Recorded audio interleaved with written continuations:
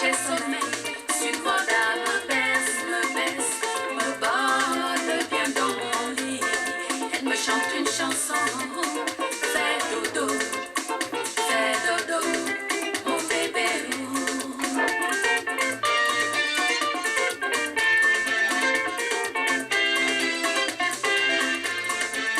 Quand j'ai faim, sucre d'âme va un peu partout pour me trouver de quoi manger.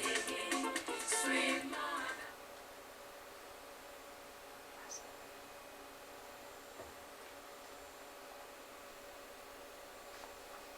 Hello, good night, good evening. Hello 大家，歡迎收睇我哋 Once Upon a Time 從何說起，我係廣東話主持 Fiona。Hello 大家好，歡迎收看我們從何說起我是國語主持美乃。這一集我們會跟大家講一些關於 global warming 溫室反應。咁呢個溫室效應嘅就係我哋今日講嘅主題啦。咁其實你會唔會覺得而家呢排呢個天氣有少少反常？一時呢佢就好暖喎，一時呢就非常之凍，好似今日咁啦。咁但係其實我記得由12月、1月、2月都好少雪落啦，咁搞到我哋都即係唔係咁習慣呢個天氣嘅。說得對，因為我是從在加拿大很小以前就來加拿大土生土長，所以我覺得最近2年的天氣是很反常。我覺得最近的冬天呢是比往常來得晚，而且雪有的時候下得很多，有的時候也是沒有。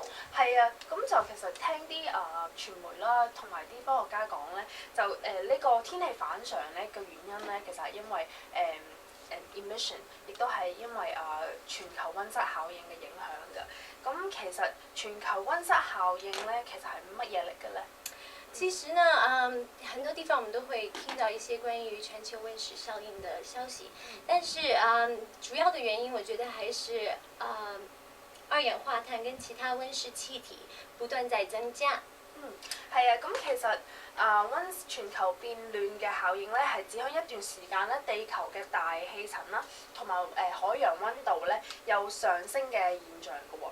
咁主要嘅原因咧，科學家咧就證實咗咧係人為嘅因素啦。咁係由於太多溫室氣體咧排放出去，咁就遮住咗個atmosphere 啦，咁就喺個大氣層嗰度咧，嗰啲污染嘅氣質咧就離唔開地球嘅。咁最近咧美國嘅 Vice President 啦，即係副總統 Al Gore 咧，佢哋做咗一個 documentary 出嚟嘅。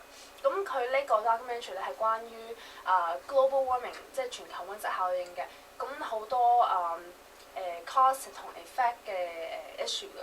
咁不如大家去睇睇佢呢個 video 啊。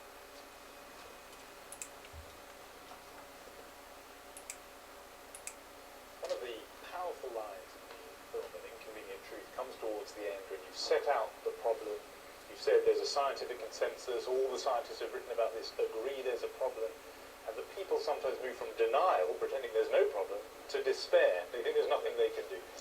And you begin to set out there what people can do to avoid despair and to solve this problem. Just tell us and help us, what can individuals, moved by what you've said, do to reduce this huge global threat to our planet?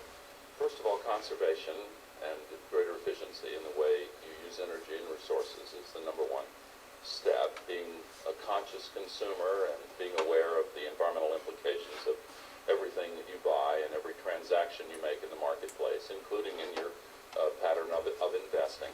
And then becoming politically active, regardless of what party you may be aligned with, by insisting that the politicians in all parties take this as their top priority. And they're nowhere close to doing that now. One individual who makes that commitment can make an incredible difference. Let's start with the first part of that, what they should do as individuals, as consumers. People know about turning the TV off rather than putting it on standby. Not now. Not right now, that's true. We should wait a good long while first. But what else? I mean, should we be turning the clock back, getting rid of washing machines, dishwashers? No, I don't think that's necessary. I think that building demand in the marketplace for more efficient appliances is a response responsible step, using clock thermostats, which cut the energy consumption way down during the hours when you're not there, becoming more conscious of what your use of energy is. We have a website with the movie and the book, both of which will be here in the United Kingdom this fall. The website is climatecrisis.net or .com, and it will give you, among other things, a carbon calculator so that you can make a very precise estimate of exactly how much you as an individual are adding to the problem and give you specific solutions for reducing, and then if you wish to become carbon neutral, as many millions are beginning to do, it will show you how to responsibly offset that which you haven't been able to completely reduce. Isn't the problem, though, that that's going to hit, that people will do their best, perhaps, but they are, in the end, always going to want to be comfortable. They like their creature comforts. They want the house to be warm. They want to go on foreign holidays with long-haul flights. How do you turn people away from those modes of behavior that people have just got used to? Well, for the most part, it's really not a choice between responsibility with terrible sacrifice and enjoyment of life with profligate pollution. It doesn't. They're not the two stark alternatives. One can live life with a better quality of life if you're conscious of how these choices are made. One tiny example, perhaps it's overused, but the new light bulbs, which cost a fraction more when you purchase them, last 10 times as long. You don't have to change them. They use only a fraction of the energy that the others do, and yet changing the habit of just going for the same old, dirty and inefficient approach, that actually improves your quality of life when you make the change. Now, that sounds appealing, because in a way you're telling us we can have our cake and eat it too. Yeah. But the reality surely is these reductions have to be drastic. It does mean not just asking for a more ecological supply, it must surely mean not turning on those machines at all and not flying those long flights at all. It depends on how quickly we begin to implement solutions.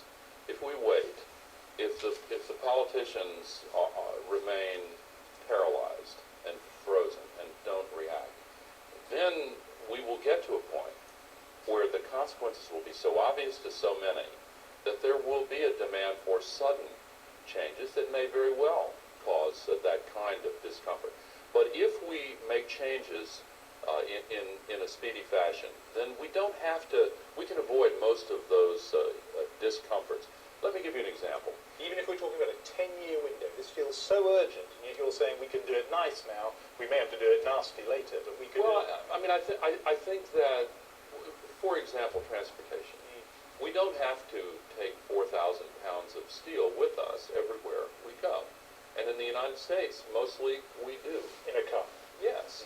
And actually, if we have a program of light rail and comfortable and efficient mass transit, like the tube in London, for example, then we can make major reductions and people can have really an enhanced quality of life. Now, I don't want to give the impression that everything's going to be easy and that there are going to be no hard choices. There will be hard choices. But here's what's at stake. If we do not drastically reduce this blanket of global warming pollution, the world would likely, I think we will react, but it would likely, if we didn't, cross this point of no return. And then at some point in the future, our children would ask themselves, what were our parents thinking? I think people hearing you say that and watching this will think, look, you're right, we should get there more educated and radicalized on this topic, but in the meantime, you're already there. You already understand this, and you have for a long time. Surely, given how urgent this is for the human race, you can't just go around the world with a slideshow or a very powerful film. You owe it to the planet to do this, fight this fight yourself. No matter who was president, no matter who was prime minister, if the Congress was the same or the Parliament the same, if the people did not feel this sense of urgency, then the changes would not be made. The political system has been paralyzed, partly by special interest lobbyists, a few of the least responsible oil companies and coal companies, ExxonMobil among them, spending millions of dollars a year to put out false information and to make it seem as if there's a great uncertainty about whether this crisis is real or not. It's the same thing that tobacco companies did when they tried to minimize the scientific consensus on smoking and lung disease. I understand that, but what I'm asking you as somebody who has worked on this so hard for so long is, don't you have a duty to move the people in the way that you would most effectively by running a campaign and running for the highest? I'm not sure that is the most effective way to do it. In some ways, it's a chicken and egg question. I don't think anyone can do what really needs to be done unless and until there is a sea change in the way the public feels about this issue. It's not just an issue. It is not a political issue. It's a moral issue. How can we look our children directly in their eyes and say, we're not doing everything we can to prevent this? It's still preventable. The worst of it, now some of the changes will happen no matter what, but the worst of it is preventable. But we don't have much time. And it's on our watch. And the only way in a democracy to get the dramatic changes considered by the leaders, whoever they might be, is for the people to really be seized of the crisis and to demand action. OK， 咁我哋啱啱就睇完一個 Al Gore 喺 United Kingdom 嘅 interview 啦，咁佢就解釋咗好多關於global warming 嘅一啲 cause 啦。咁例如我哋係咪用得太多科技啦，用得太多車啦？其實呢啲 technology 我哋而家用緊咧係方便我哋啦，但係咧呢啲 technology 咧亦都係令到我哋地球咧係快啲去毀滅嘅喎。其实呢，我觉得从工业革命改革开始以后呢，二氧化碳的含量是急速增加的，就像副总统 Al Gore 所说的一样，当时是没有引起公共的注意，但是慢慢在新的21世纪里，人们会更加觉得这个问题是严重了。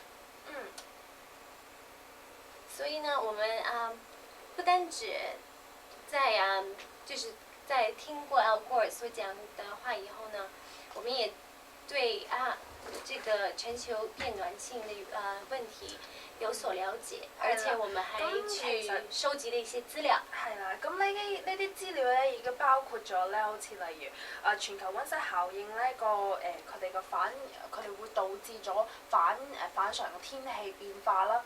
咁例如唔單止咁咧，仲有海平線上升啦。咁如果個海水咧繼續上升，個 sea level 繼續上升咧，咁樣令到我哋係少咗actual Greenland 嘅，咁我哋少咗地方去住啦，咁亦都係個 vegetation 亦都少咗㗎。咁除咗呢啲咧，好似我相信大家都聽過Hurricane Katrina 啦，咁呢個大風暴咧，亦都係 destroy 咗我哋好多人嘅家庭啦，亦都係佢哋嘅生命啦。咁呢啲咁強勁嘅風暴咧，其實係因為我哋有反常嘅天氣咧，令到嗰個個降雨量咧係少咗啦，咁亦都係降雪量亦都係少咗，咁令到嗰個氣温同埋個大氣層係變咗，咁令到嗰個天氣咧係有所變化嘅。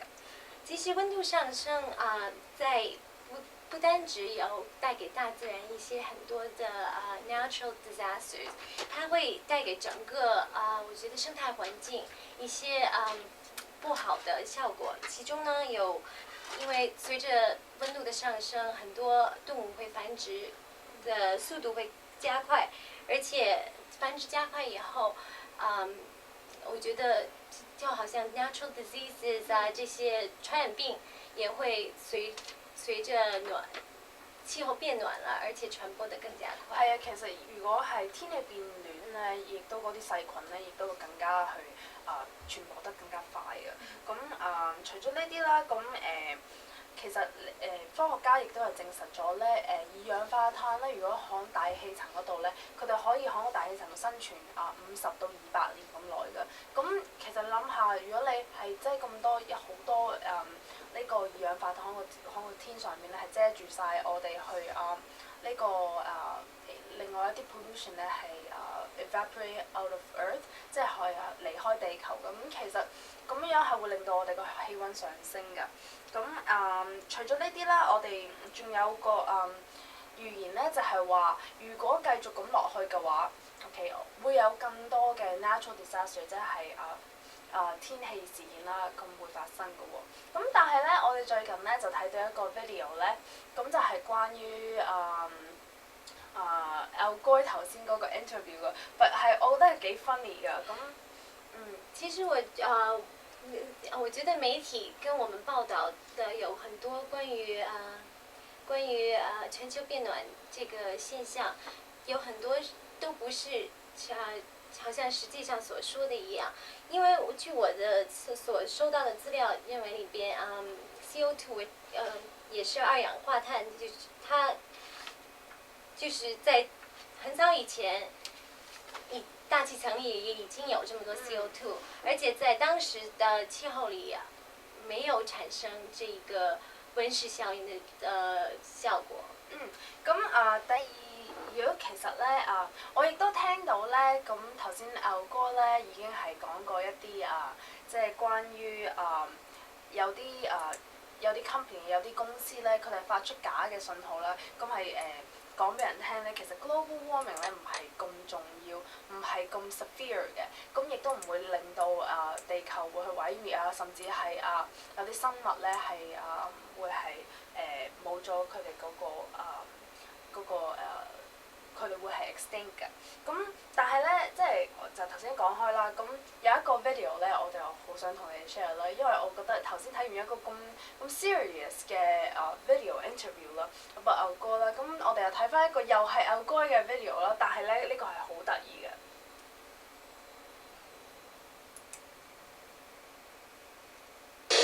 Stand by for a terrifying message from Al Gore.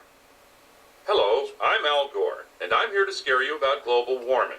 If we don't take immediate action, our planet, Earth, will become a deadly smog ball that chokes out all human life. Good! More beer for the robots!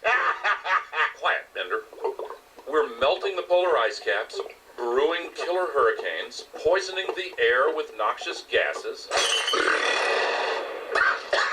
Look, it's all in my movie. You're in a movie? What do you play? A burned-out cop? A streetwise pimp trying to save his little brother from the dog life? Yes, I play a streetwise pimp with a hybrid pimp movie. It's not boring. I'm trying to save us all from certain death. Let's talk more action. You want action? Here's some action. Boring! An inconvenient truth. The movie that will make you feel like you should probably do something. And don't forget to recycle. It's turning into the cycle. Oh. 咁其實咧啱啱睇完呢個咁可愛嘅卡通片嘅 video Al Gore 佢同埋佢個 video 啦，咁但係其實除咗呢個咧係有少少唱衰Al Gore佢所講嘅嘢啦，咁仲有一啲咧我哋揾到一啲資料咧係關於有啲公司係唱衰佢，其實唔算唱衰，係基本上係反駁Al Gore所講嘅包全球溫室效應嘅一啲 effect 嘅喎。咁不如你同大家講先啦。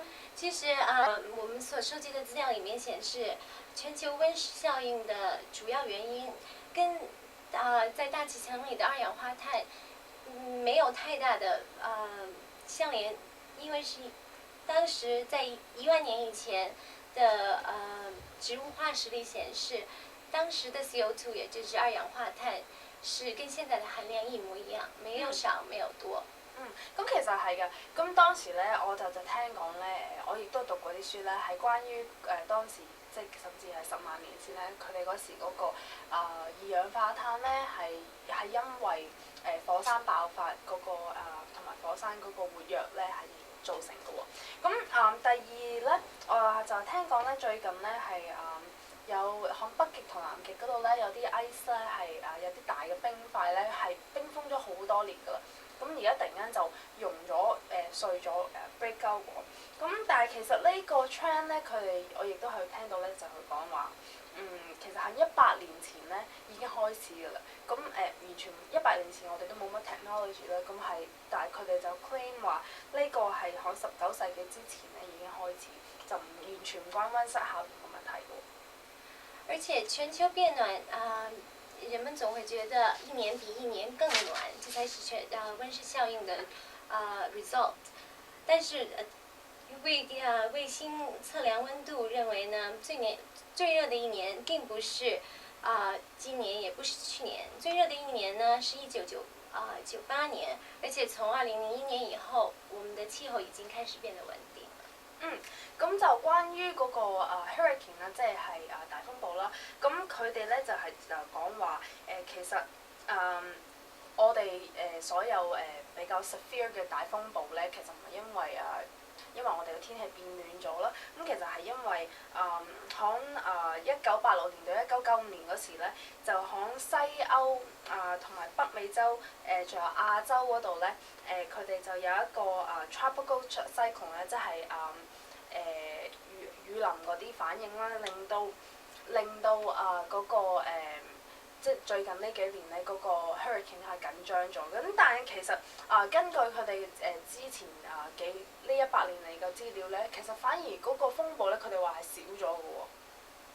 而且不止natural disaster 不止這個小了，而很多人都認為隨着溫度的上升，全球的湖水也會慢慢的變少。其實我們所找到的報道當中呢，顯示湖水跟 global warming 也就是全球變暖沒有什麼關係，因為我們的人口在增加，而且用水量也隨時增加，所以慢慢的我們的水就是進口水會越來越少。咁除咗呢樣啦，仲有響歐洲嗰邊咧，03年咧就有一個水災嘅喎。咁當時咧佢哋咧就話咧其實佢哋呢個水災咧唔完全唔關溫度變暖個問題嘅。其實佢哋係因為響1021年到1269年嗰時咧，佢哋已經係有呢個 problem 存在嘅，完全係唔關 global warming 嘅事嘅。而且 global warming 也跟大家平時覺得這種現象是越來越普遍。其實很多國家就好像北邊的國家，像 Greenland，還有加拿大，還有一些比較較冷的國家，在其實1920年前的溫度比現在要冷。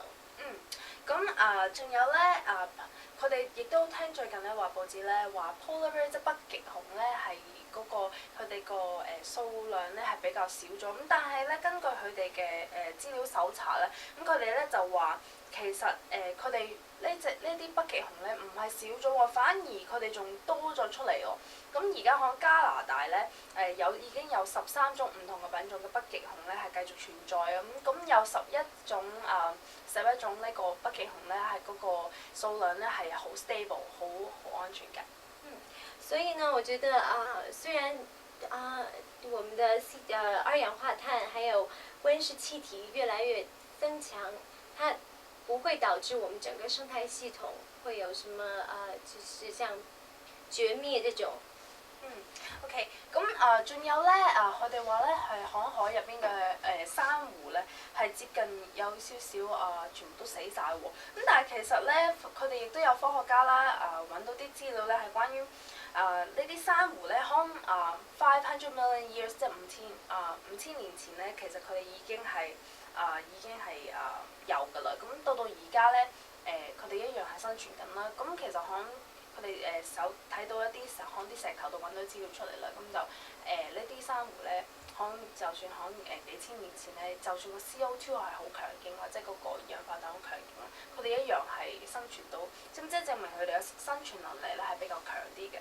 所以佢哋根本唔需要去擔心全球溫室效應佢會影響珊瑚佢哋嘅數量嘅喎。對啊，因為很多人都會認為溫度上升會增加動物類的繁殖，但是让整个生态系统受到威胁。其实，在500年以前，而到现在只有1000种动物是绝种的，而且这个跟气温的上升是關係不大，可以相提並論嘅。OK， 咁我哋其實咧就揾咗呢度呢啲咁相關嘅資料咧，其實全部都係同牛哥講嘅嘢咧完全相反嘅。佢講啲乜嘢咧，佢就基本上係好似全部反駁翻晒牛哥講嘅嘢咁咯。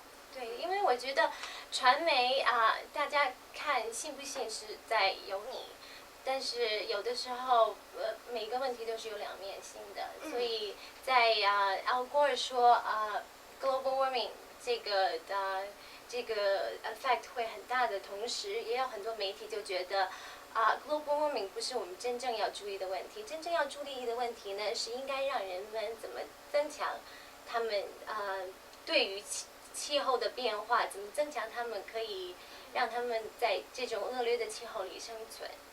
咁其實關於即係傳媒或者會唔會係比較太過注重去淨係講the negative side 關於全球溫室效應咧？咁其實會唔會係過分報導咗啲咧？咁呢樣嘢咧就見仁見智啦。咁我哋亦都唔會話去講邊個啱邊個錯啦。咁 OK， 大家啦，多謝大家收睇我哋呢個節目啦。咁今集時間差唔多啦。OK， 希望大家下個禮拜準時收看我們的從何說起 You Talk I Talk Once Upon a Talk。Bye。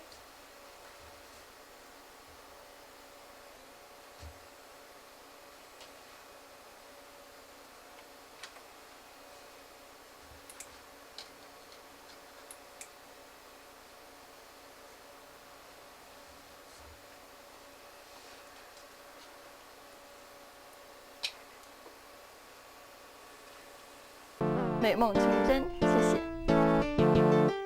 恭喜恭喜 Hello， 大家好，我的名字叫 Mayna， 在新的一年里，我希望每一家都可以如愿走长，身體健康，萬事如意，恭喜恭喜。Hello， 大家好，我的名字叫戚萌萌，祝大家在新的一年身體健康，萬事如意，事事順心，工作順利。恭喜恭喜恭喜！我係 Catherine Lee 李明恩，恭喜發財，恭喜恭喜！觀眾朋友大家好，在新的一年里，主持人 Angel 在多倫多祝願大家一帆風順，兩全其美，三陽開泰，四通八達，五福臨門，六六大順，七星高照，八方來財，九九同心，十全十美。在新的一年里，希望每一個人都可以事業順利，愛情甜蜜，家庭和氣，吉祥如意。在此也衷心的祝願多倫多網上電視台在來年可以辦得紅紅火火，興旺發達，百尺竿頭更進一步，芝麻開花節節高。恭喜發財 ，Happy New Year！ Happy New Year and 恭喜發財，恭喜大家新年快樂，恭喜發財，萬事如意，恭喜恭喜！恭喜發財，身體健康。Happy New Year！